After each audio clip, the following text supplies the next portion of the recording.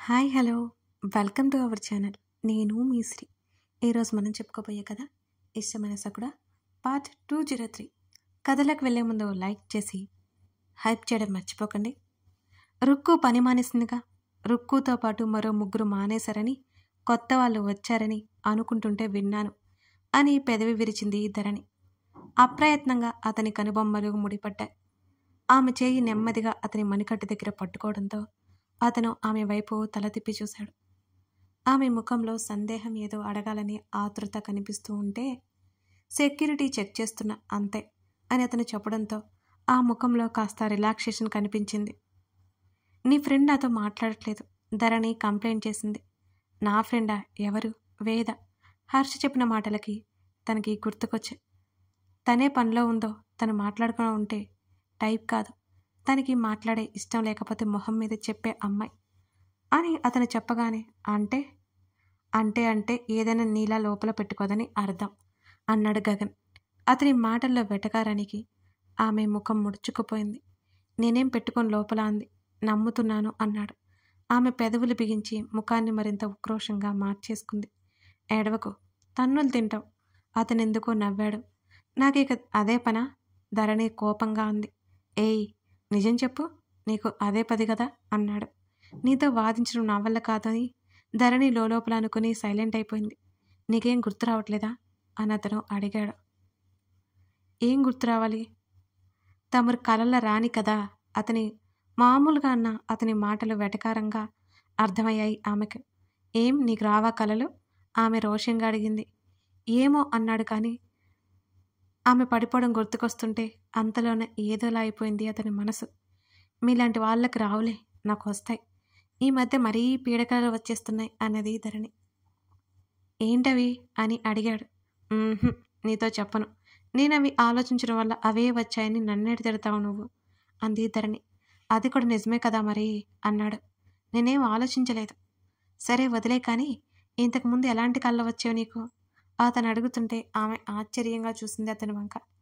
తనకి ఏదైనా కళ వస్తే చెప్తా అంటే వినడు ఈ మనిషి. ఇప్పుడేంటి ఇంత ఇంట్రెస్టింగ్గా ఉన్నాడు? తనతో పాటు ఉండి ఉండి బోర్ కొట్టి తనలాగే అయిపోయాడా? పాపం. నిన్నే గగన్ కదిలించడంతో ఆలోచన నుంచి బయటకొచ్చి, ఇంతకుముందంటే ఎప్పుడు? నీకు సర్జరీ అయినప్పుడు. దెయ్యాలు భూతాలు కలలొస్తాయి. నన్నెవరో పిలుస్తున్నట్టుగా అనిపిస్తుంది. నేను ఏదో చేస్తున్నట్టు అనిపిస్తుంది. మనమిద్దరం గొడవ పడ్డట్టు అనిపిస్తుంది అంటూ మరింత బెంగగా అతని చేతిని చుట్టేసి మొహం ముడుచుకుంది. అసలు నాకెంత భయమేసిందో. నేను నేను అని ఆమె చెప్తూ ఆగిపోయింది. నువ్వు? అతను ఎంతో ఆదుర్దాగా ఆమె చెప్పే మాట కోసం మరింత శ్రద్ధగా వినడానికి సిద్ధమయ్యాడు. తిట్టావు కదా ధరణి? నేను ఏమి అనను, చెప్పు. అతను ఆమె చెంప మీద చేయి వేసి మృదువుగా అడిగాడు. అమ్మకు చెప్పా, ఆల్రెడీ తిట్టింది అని ముఖం నల్లగా పెట్టుకుంది. ఏవైనా నాతో చెప్పు, నేనేమి అనను, చెప్పు. నీకేమనిపించింది? అతను మరింత ఆతృతగా ఆమె ముఖంలోకి చూశాడు. ఆలోచిస్తున్నట్టు ఆమె కనుపాపలు అటు ఇటు తిరిగాయి. నేను సూసైడ్ చేసుకున్నట్టు అనిపించింది. నిజంగానే నేను సూసైడ్ చేసుకున్నానా? ఆ మాట అడుగుతున్నప్పుడు ఆమె శ్వాస మరింత భారంగా తీసుకోవడం, ఆమె తడబడడం అతనికి తెలుస్తూనే ఉంది. చచ, ఎందుకలా అనిపిస్తుంది నీకు? అతని ముఖంలో మారుతున్న భావాల తాలూకా ప్రభావం అతని మాటల్లో లేకుండా అతను చాలా జాగ్రత్త పడ్డాడు. ఏమో, నాకు ఎందుకు అదంతా జరిగినట్టు గుర్తొస్తుంది. ఆమె చెప్తున్నప్పుడు ఆమెనే గమనించాడు. ఆమె రెండు చేతులతో ఒకదానికొకటి మడిపడి ఆమె బాగా టెన్షన్ పడుతున్నట్టు అతనికి అర్థమైంది. ఆమె రెండు చేతులను ఒక చేత్తో పట్టుకొని మరో చెయ్యి ఆమె మెడ కింద వేసి ముఖాన్ని తన వైపుకు తిప్పుకున్నాడు. ధరణి, అవన్నీ డ్రీమ్స్. అప్పుడప్పుడు మనకు అలా అనిపిస్తూ ఉంటుంది. నువ్వు ఈ సర్జరీ, ఈ విషయాల గురించి బయటపడలేదు, అందుకే నీకు అలా అనిపిస్తుంది. నీకేమనిపించినా నాతో చెప్పు. నీకేం గుర్తొచ్చినట్లు అనిపించినా చెప్పు, సరేనా? ఆమె టెన్షన్ పడకుండా చాలా మామూలుగా నచ్చ చెప్పినట్టు మాట్లాడుతున్నాడు. అని నాకు ఒక డౌట్ అంటూ అతని వైపు తల తిప్పింది. ఏంటది?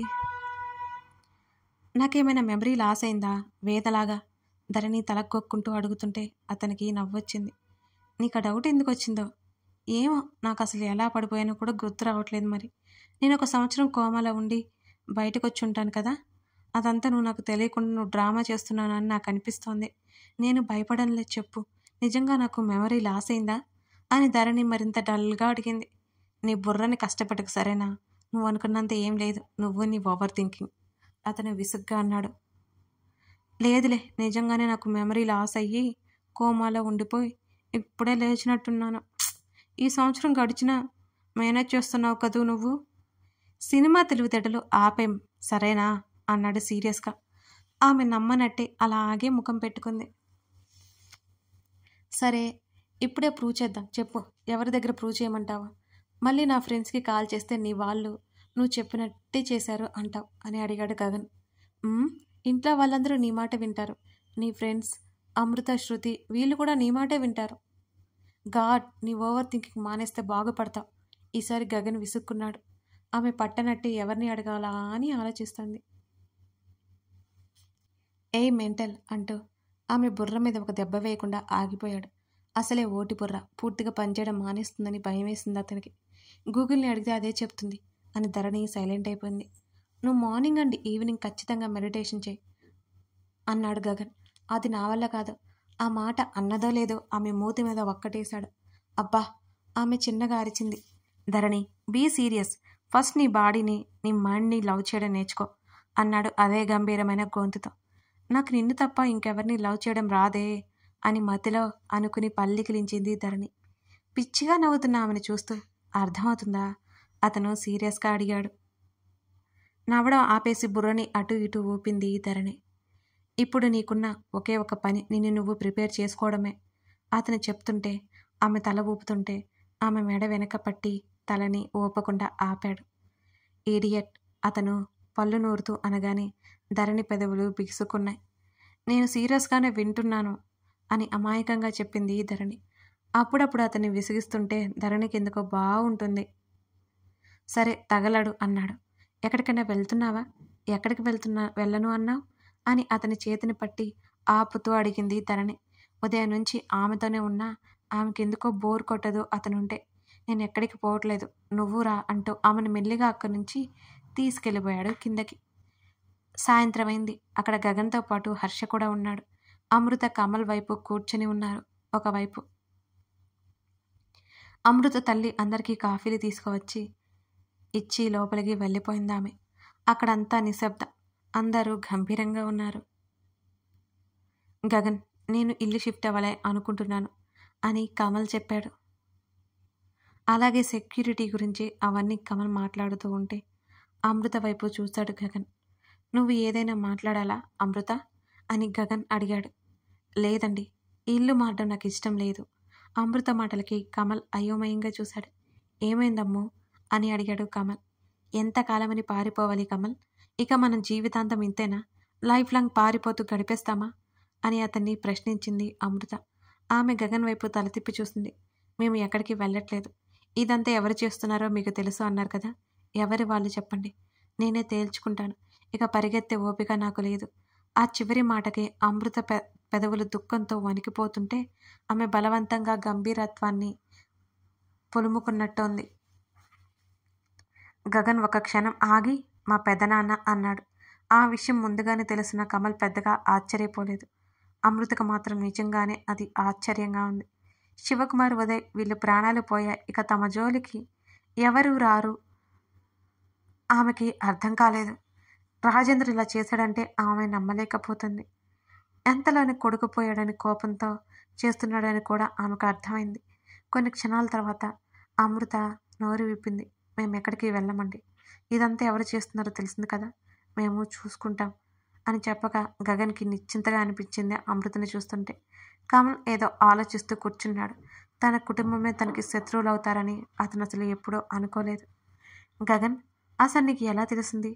కమల్ ఎప్పటికీ అడిగాడు. దీక్ష ఒక్క క్షణం ఆగి చెప్పాడు గగన్. అమృత మరింత ఆశ్చర్యంగా చూసింది. తనే చెప్పింది. మీకు కాల్ చేస్తే లిఫ్ట్ చేయలేదట, నాకు చేశాను అంది. మరి అంటూ అతను సోఫా నుంచి పైకి లేచాడు. టేక్ కేర్ అనేసి హర్షతో పాటు బయటకు వచ్చేశాడు. నిజంగా దీక్ష ఆమె తల పట్టుకుంటూ అంది. తను నన్ను సేవ్ చేయడానికి చూసింది. స్వతహాగా దీక్ష స్వభావం మంచిదే. మా డాడీనే తన్ని చెడగొట్టాడు. ఇప్పుడు అన్నీ తనకి అర్థమై ఉండాలి అని భారంగా వెనక్కి వాలాడు కమల్.